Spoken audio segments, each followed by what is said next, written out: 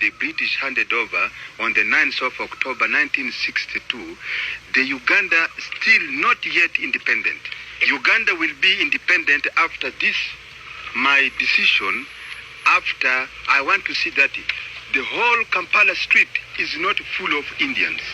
It must be proper black, and administration in those shops is run by the Ugandans. Would you like to get all Asians out, really, sir?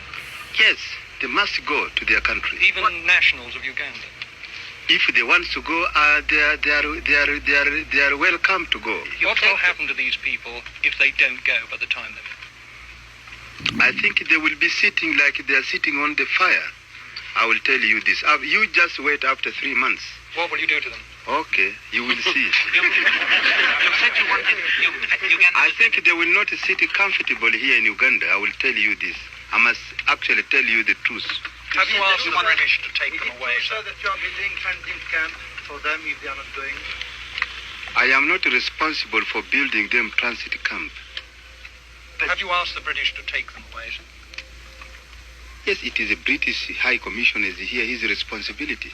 Yes. I have told him. You said you wanted to teach Britain a lesson, President. Why is that? And that is now lesson I am teaching the British. I am teaching now the lesson because I am correcting them from the mistake they had made. If they had think before earlier that there is the African here who can even work and building the railway with the instruction given to them by the British.